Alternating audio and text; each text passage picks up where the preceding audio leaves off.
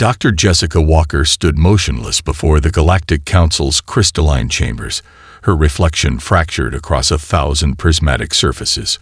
The same calm demeanor that had served her well during years of apex predator behavioral studies now unsettled the alien representatives. Their chittering and whispered vibrations echoed through the vast chamber as they studied this peculiar human who showed neither fear nor awe at their presence. "Your species' obstinance is concerning," resonated High Counselor Verthak, his iridescent membranes pulsing with what passed for irritation among the Vextari. "Surely you understand that resistance is merely delaying the inevitable. Earth will join the Galactic Protectorate." A slight smile crossed Jess's face, the same one she'd worn when training particularly aggressive specimens. "With all due respect, Counselor, I don't think you understand humans at all." She took a single step forward, causing several council members to shift uncomfortably in their gravity pods. "You see us as primitive because we still have nuclear weapons, because we fought wars among ourselves, because we haven't achieved your level of technological advancement." "These are simply facts, Dr. Walker," interrupted Counselor Zixt, their crystalline form refracting light in patterns of superiority. "Your species still relies on chemical propulsion for most space travel. Your energy production is inefficient. Your society lacks the unity that marks truly advanced civilizations." Jess's smile widened slightly. "Tell me, Counselor Zixt, in all your studies of Earth, did you ever wonder why I was chosen as Earth's representative?" She gestured to the holographic displays surrounding them, showing Earth's various conflicts and technological achievements. "I'm not a diplomat. I'm not even primarily a xenobiologist anymore. My specialty was studying and training Earth's most dangerous predators." The chamber grew quieter, the background vibrations of the council members dampening as they processed this information. High Counselor Verthak's membranes pulsed more rapidly. "Are you threatening the council, Dr. Walker?"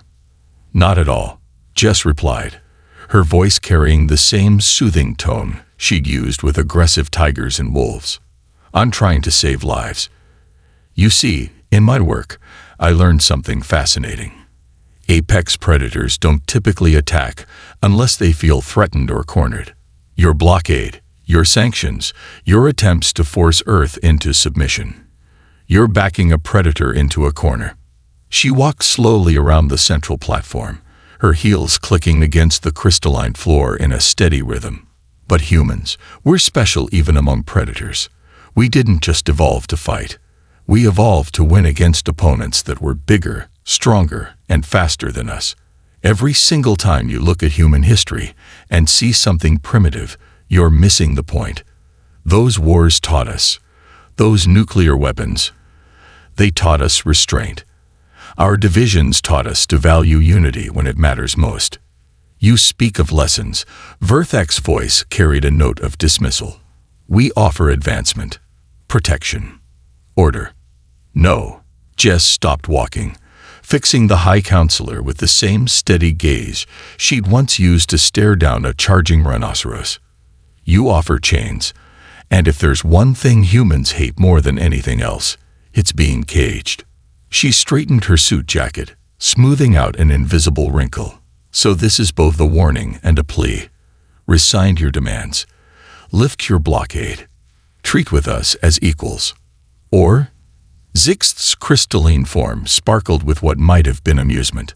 "Or you'll learn why I was chosen as Earth's representative.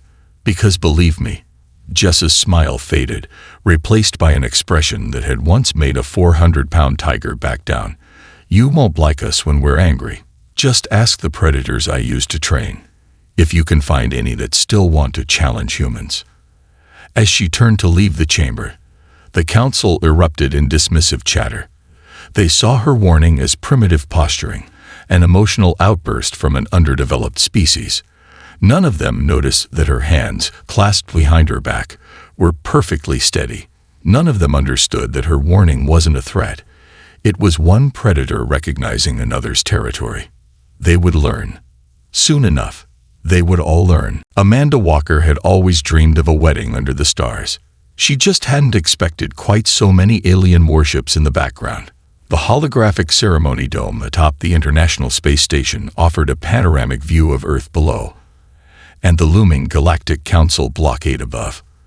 Her mother, Dr. Jessica Walker, watched with a mixture of pride and concern as Amanda exchanged vows with Dr. David Chen, her research partner and now husband.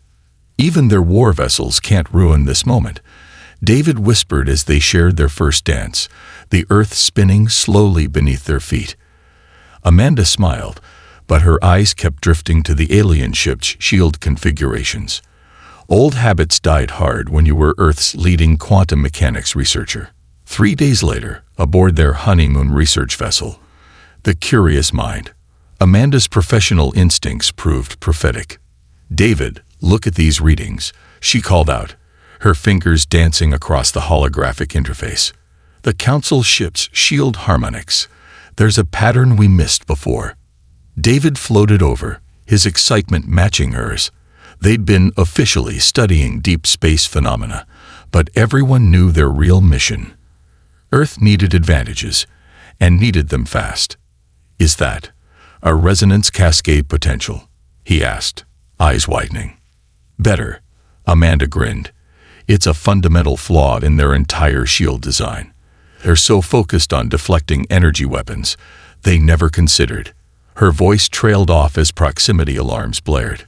A Council peacekeeping vessel loomed in their viewport, its crystalline structure gleaming menacingly. "Unauthorized research vessel," the transmission crackled. "You have violated blockade parameters. Power down immediately." "We're well within the permitted research zone," David responded, transmitting their clearance codes.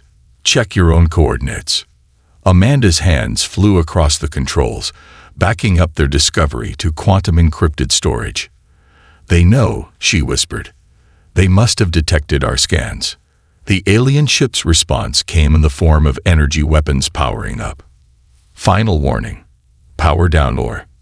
David's quick thinking saved Amanda's life. He pushed her toward the escape pod just as the first shot hit. The Curious Mind's shields, primitive by Council standards, absorbed enough of the blast to prevent immediate destruction. The second shot shattered them completely. "David," Amanda screamed as he sealed her pod's door from the outside. His smile, sad but determined, was the last thing she saw before the pod ejected. The Curious Mind's maneuvering thrusters fired, placing the ship between her pod and the Council vessel. The explosion lit up space like a new star being born. Amanda's pod sensors recorded everything. The unprovoked attack, the Council ship's casual violation of their own established boundaries, and the final moments of the Curious Mind.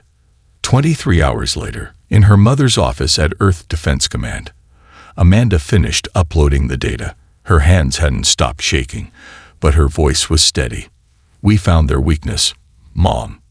Their shields. They never considered kinetic impacts because no civilized species would be primitive enough to use physical weapons in space." Dr. Walker studied the data, her expression darkening. "They murdered my son-in-law to keep this secret." She pressed a button, initiating a worldwide communications blackout. "Earth goes silent for the next hour. Give us time to distribute this data to every research facility we have." Amanda stood, her grief crystallizing into something harder. "David's last words to me, through the pod's comm," he said, "make them regret it." She met her mother's gaze. "Remember how you used to tell me that humans were the only species that turned grief into progress?" "They thought they could cage us," Dr. Walker nodded. "Instead, they've removed our last restraints." She opened a secure channel to Earth's combined military command. "This is Dr. Walker. Implementation of protocol. Angry now. Authorization code." They were warned. As Earth's military machine silently whirred to life, Amanda stared at the data scrolling across her screens. David had died protecting both her and this discovery. The Council was about to learn why humans were the only known species to have a word for vengeance. Captain James "Mad Dog" Martinez stood in what used to be his garage, admiring the grotesque hybrid of human and alien technology before him. The ship looked like something out of a fever dream. All sharp angles and exposed hardware, with a nuclear pulse drive grafted onto salvaged counselor tech. The aliens would probably consider it an abomination. Martins considered it beautiful. "Sir, final systems check complete," Lieutenant Sarah Cooper called from inside the craft. "She's as ready as she'll ever be." Her voice carried the same mix of pride and concern that all his crew shared. They'd built this monster in 3 weeks, working around the clock after Dr. Amanda Walker's data release showed them how to crack Council shields. "How's our special package?" Martins asked, running his hand along the hull plating they'd salvaged from a decommissioned nuclear submarine. The Council's scans wouldn't recognize the significance of that particular metal composition. Their loss. "Nuclear devices are primed and modified according to specs," Cooper replied. "Though I still think this plan is insane, sir." Martinez grinned. "Insanity is our tactical advantage, Lieutenant. No sane species would fly through their own nuclear explosions." He climbed aboard, settling into the command chair they'd ripped out of an old F-16.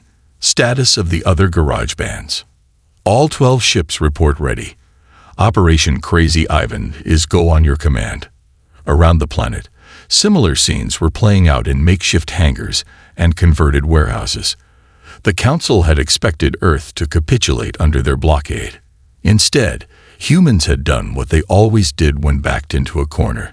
They got creative. "All ships, this is Mad Dog," Martinez broadcast on their cobbled-together quantum comm system. "Remember, we only get one shot at surprising them with this. Make it count." He paused, then added, "For David Chen." "For David Chen," echoed across all channels. The launch was anything but elegant. 12 hybrid ships screaming into space on pillars of nuclear fire, their hulls already straining from the forces they were never properly designed to handle. Council sensors registered them as mere debris at first, their heat signatures masked by the nuclear propulsion, their profiles too irregular to be proper ships. That misconception lasted exactly 3 minutes. "First wave, execute Crazy Ivan," Martinez commanded as they approached the blockade line. The Council ships were already moving to intercept what they now recognized as vessels, their energy weapons powering up. What happened next would be studied in military academies, both human and alien, for centuries to come. The hybrid ships split into pairs. Each pair launched a modified nuclear device, then executed a maneuver that no Council ship could predict because no sane species would attempt it. They flew straight through their own nuclear detonations. The Council shields, designed to deflect energy weapons, tried to compensate for the nuclear blasts. In that microsecond of shield modulation, they couldn't adjust for the physical impact of ships emerging from the explosions like demons from hell, their submarine-plated hulls barely holding together. Martinez's ship screamed in protest as it pierced the flagship's shields. Warning lights flooded his cockpit. Hull integrity was failing. 3 systems were completely dead, but none of that mattered because they were inside the shield envelope, and their modified torpedo tubes were loaded with something very special indeed. Simple, crude, kinetic rounds made from depleted uranium. "Fire everything," he ordered, even as his ship's hull began to buckle. The Council flagship's crystalline structure, beautiful and advanced, had never been designed to withstand such primitive weapons. It shattered like expensive glass. Similar scenes play out across the blockade line. Some human ships broke apart from the stress, their crews ejecting in pods. Others barely limped away. But when the nuclear fire cleared, 5 Council capital ships lay broken in space. In the aftermath, as rescue operations began, Martinez broadcast one final message to the retreating Council forces.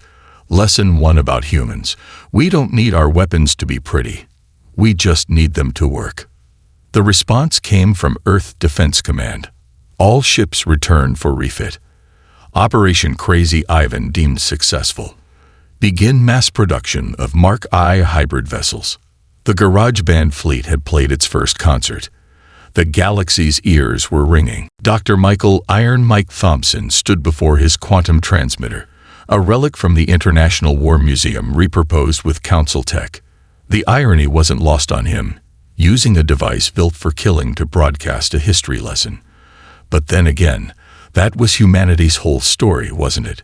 To the species of the Galactic Council, he began, his weathered face broadcasting across thousands of alien worlds. I'm here to explain why you've made the biggest mistake in your collective history. My name is Dr. Michael Thompson, and I'm a professor of human military history.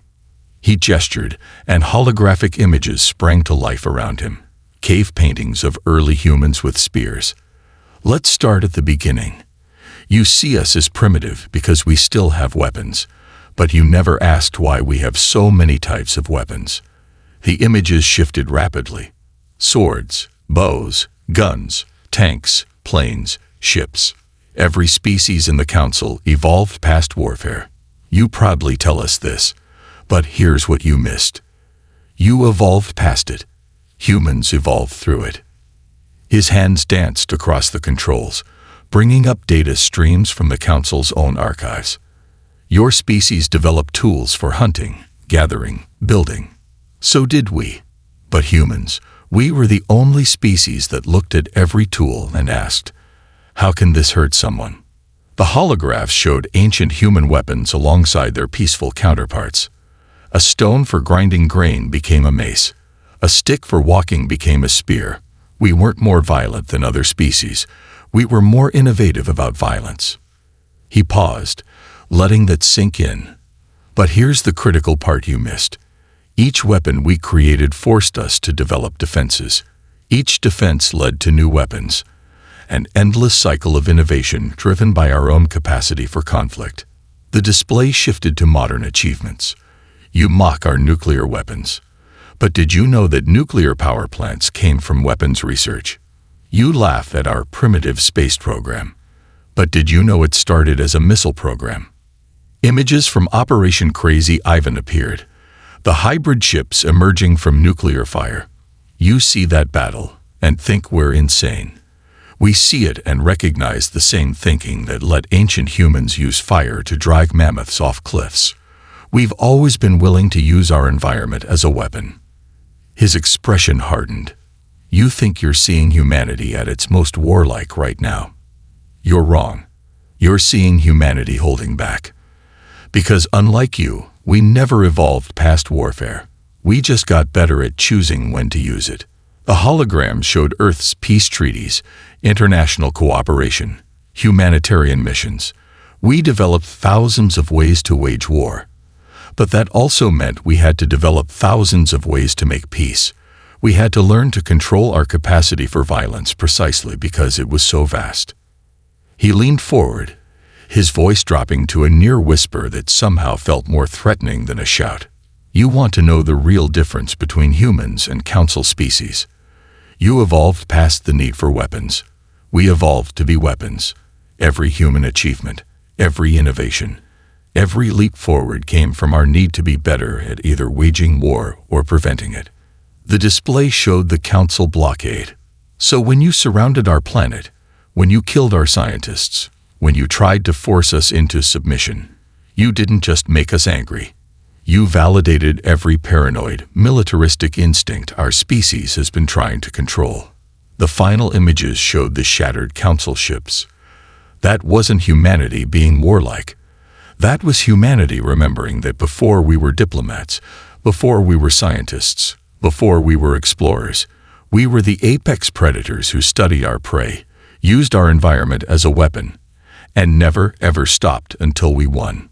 Dr. Thompson's face filled the broadcast once more. You have one chance to avoid what comes next. One opportunity to recognize that humans aren't trying to be primitive or difficult. We're trying to be peaceful despite being better at warfare than any species in the galaxy. He reached for the transmitter controls. We didn't warn you because we were threatening you. We warned you because we know ourselves. And now, thanks to your actions, we're remembering exactly what we can do when peace is no longer an option. The transmission cut off. Across council space, Leaders began to understand that they hadn't prevented a war. They had awakened one that had been sleeping for generations. Commander Kelly Ghost Anderson watched her prey through the enhanced view screen of the U.S. Night Stalker. The Council supply vessel had been running for 3 days straight, its crew probably thinking they were safe now. They weren't. "Status report," she whispered, though sound didn't travel in space. Old habits from her Army Ranger days died hard. Targets showing signs of engine stress. Lieutenant Rodriguez reported, his voice equally hushed. "They've been at maximum burn this whole time. No species in the Council database can maintain that kind of alertness during prolonged pursuit." Kelly smiled.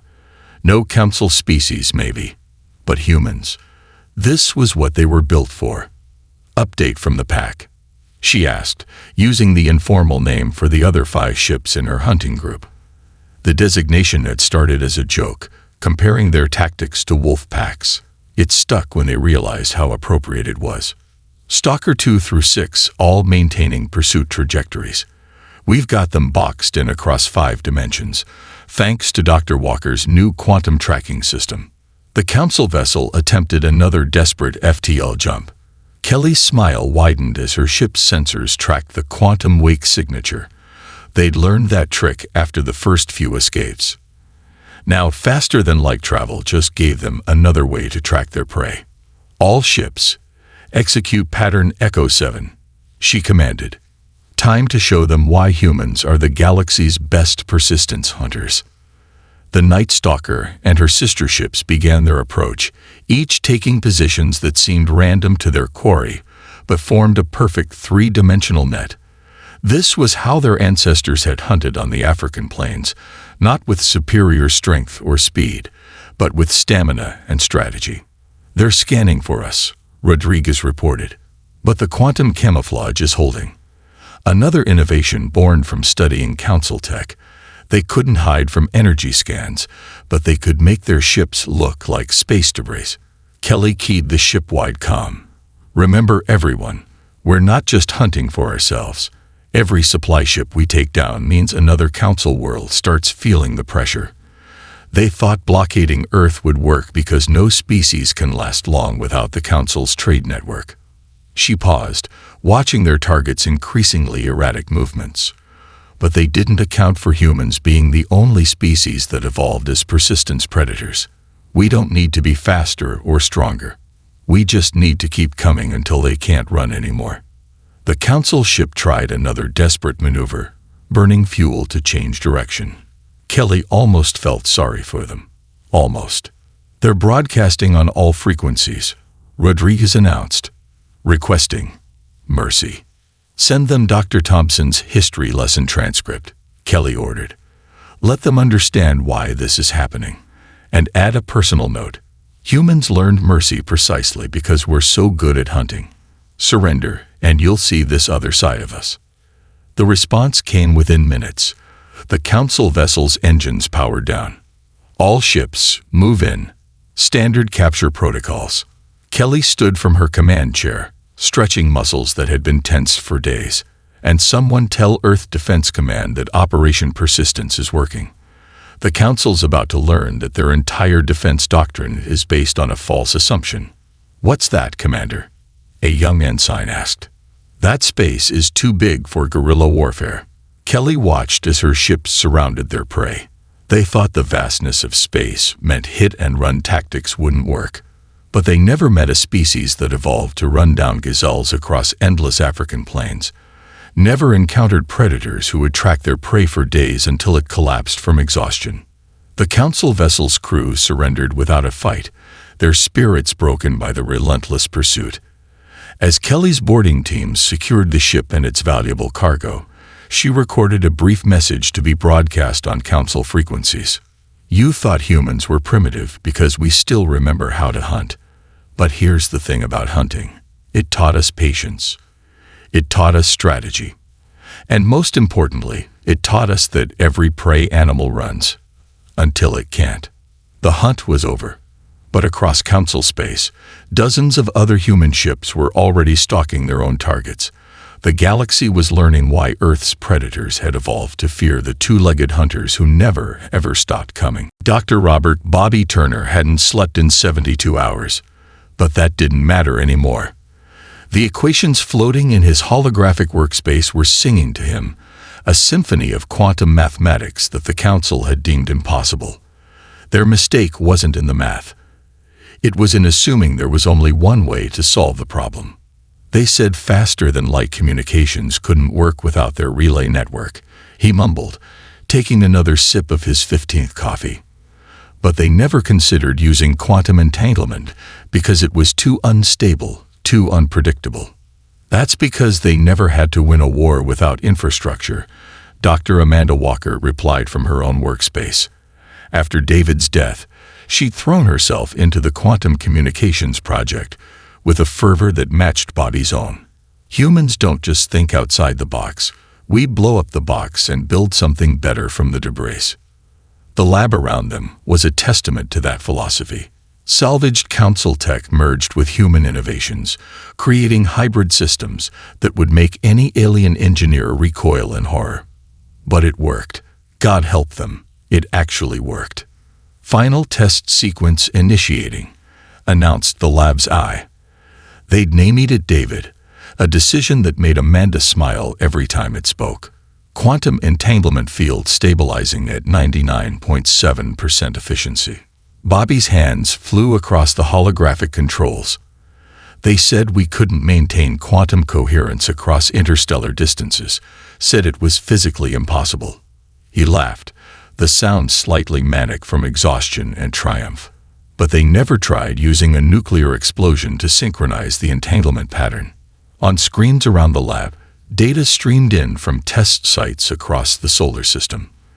The quantum communication network was coming online, each node lighting up like a star in their own private constellation. Earth's ships would no longer need to rely on Council communication relays. They could coordinate across the galaxy instantly, untraceable and unstoppable. Message from Ghost Fleet, Amanda announced, reading from her screen.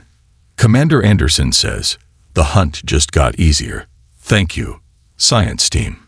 Bobby nodded, his satisfaction tinged with a darker emotion. You know what the really ironic part is? We would have shared this technology if they'd just asked. Humanity's greatest breakthroughs have always come from cooperation, not coercion.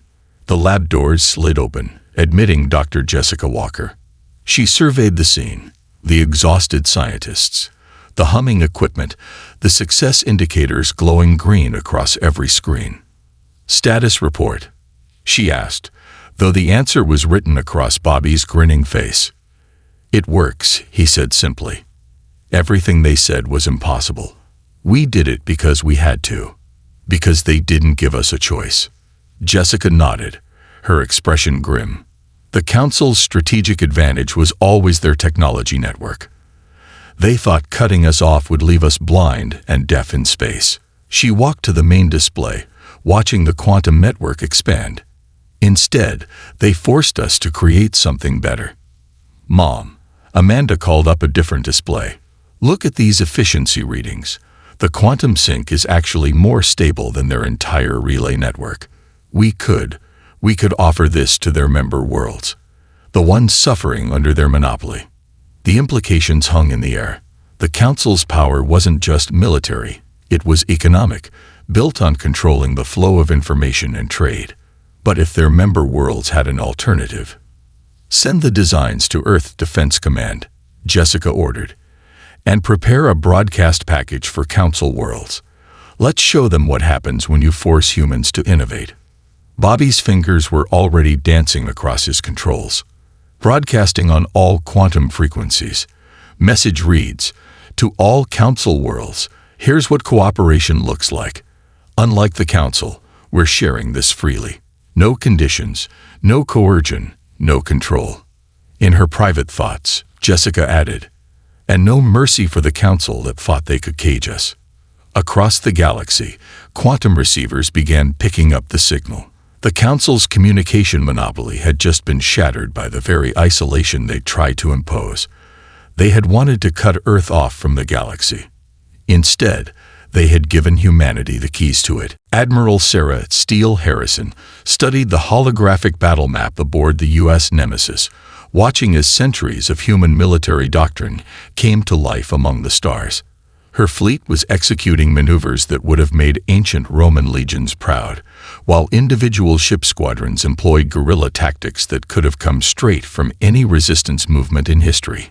"Status on Council fleet movements?" she asked, her voice carrying the calm that had earned her the nickname Steel. "They're responding exactly as predicted," Admiral, her XO, Commander Chen, reported. David Chen's older brother had specifically requested assignment to this mission. "They're forming defensive spheres around their capital worlds, just like every advanced civilization does." Sarah allowed herself a grim smile. "Send in the ghost fleets. Let's show them why humans wrote books about the art of war instead of the art of defense." The holographic display erupted with new data as Kelly Anderson's hunting packs began their work. Council supply lines shattered under the relentless pursuit tactics that had served humanity since the African savanna. Their defensive spheres might be impenetrable, but they were also immobile, and now isolated. "Quantum communication from Dr. Turner's team," Chen announced. "The new network is functioning at 100% efficiency. Council worlds are beginning to receive our technology package." "Perfect timing," Sarah murmured. "Launch Operation Divide and Conquer." Across Council space, the carefully laid pieces of humanity's response began moving in concert. Ghost fleets striking supply lines, quantum communications offering freedom from Council control. And now, the main fleet preparing for what the history books would call the Week of Nightmares. "All ships, this is Admiral Harrison," she broadcast across the quantum network. The Council thought they could cage humanity because they forgot one crucial detail. We're the only species that spent its entire history fighting enemies stronger than ourselves. The fleet began moving into attack formations that mixed elements from every human military doctrine ever written. Ancient Greek phalanx formations adapted for three-dimensional space. Mongol horse archer tactics translated into fighter squadrons. Naval warfare strategies from centuries of Earth's history now applied to the stars. They built their entire defense doctrine on superior technology, Sarah continued. "But humans, we built ours on surviving against superior forces. Begin Operation Thermopylae." The first wave struck the Council's defensive sphere around their primary shipyard. Hybrid ships, now refined far beyond Martinez's original garage-built versions, executed maneuvers that scattered Council formations. Nuclear explosions bloomed in space, not as weapons, but as screens for Earth ships to emerge from impossible angles. Second wave, commence Operation Hannibal, Sarah commanded, watching as Council commanders struggled to adapt to tactics they'd never imagined. Their ships were faster, more advanced, better armed, and completely unprepared for an enemy that treated space warfare like a street fight. Council formations broke under the assault. Their perfectly coordinated defensive spheres became death traps as human ships executed pincer movements that would have made ancient generals proud. Every time they adapted to one tactic, Earth forces switched to another, drawing from millennia of warfare experience. "Admiral," Chen's voice carried a note of awe. "Council flagship is signaling. They're requesting terms." Sarah studied the tactical display. The Week of Nightmares had lasted exactly 6 hours. "Put them through." The holographic image of High Counselor Verthak appeared, his membranes no longer pulsing with superiority. "Admiral Harrison, we request cessation of hostilities." Interesting. Sarah's voice could have frozen hydrogen. "When Dr. Walker requested the same, you responded with a blockade. When we requested diplomatic solutions, you responded with violence. Why should we show more wisdom than you did?" "Because," Verthak's image flickered, "because you're human." Sarah let the silence stretch, remembering every loss, every sacrifice that had led to this moment. "You're right. We are human. And unlike you, we understand that true victory isn't about destruction. It's about knowing when to stop." She straightened in her command chair. "These are our terms. immediate withdrawal of all Council forces, recognition of Earth's sovereignty, and complete dismantling of the Council's forced protectorate system. Verthak's membranes rippled in defeat. You could destroy us completely. Why offer terms at all? Because that's the final lesson humanity had to teach you, Sarah replied. We're not dangerous because we can't stop fighting. We're dangerous because we choose not to start unless forced. Remember that the next time you consider caging predators. The week of nightmares ended not with destruction, but with understanding. The galaxy had learned why humans were the only species with thousands of ways to make peace, because they had thousands of ways to wage war, and the wisdom to choose between them. General William Bill Cooper stood in the crystalline chambers where it had all begun, his dress uniform a stark contrast to the flowing robes of the assembled alien representatives. The council chamber, once a symbol of oppression, now served as the stage for humanity's final lesson to the galaxy. The terms are before you, he announced, his voice carrying the weight of Earth's victory without arrogance. But before you sign, I want you to understand something that Dr. Walker tried to tell you months ago. The holographic displays activated, showing scenes from the conflict, Martinez's garage-built fleet, Anderson's hunting packs, Turner's quantum breakthrough, Harrison's tactical masterpiece. But interspersed with these were other images, Earth's hospitals treating injured Council soldiers, supply ships delivering aid to blockaded Council worlds, quantum communication networks freely shared with former enemies. You thought humanity was primitive because we retained our capacity for violence, Bill continued, pacing slowly around the chamber. What you never understood was that this same capacity is what makes our peace so valuable. We choose it, knowing exactly what the alternative costs.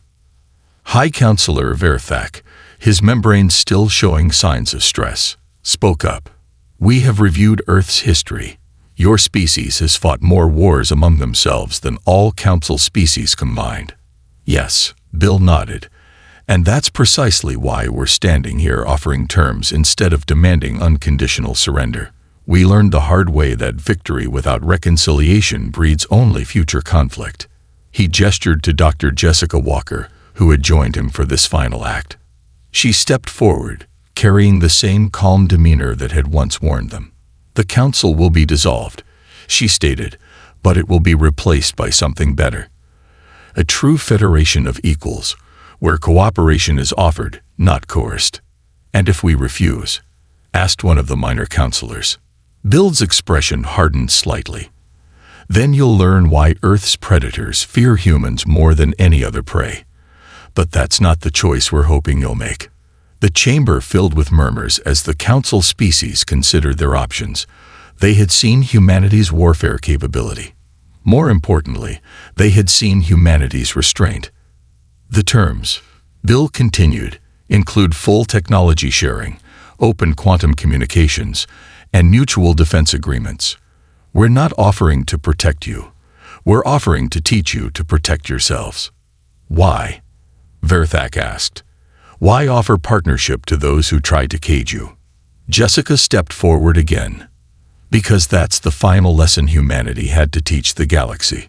Our capacity for violence is matched only by our capacity for forgiveness.